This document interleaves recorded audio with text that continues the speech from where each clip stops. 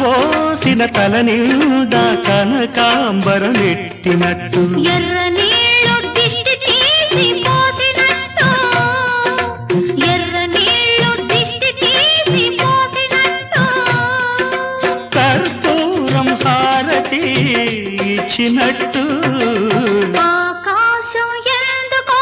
పచ్చబడ్డది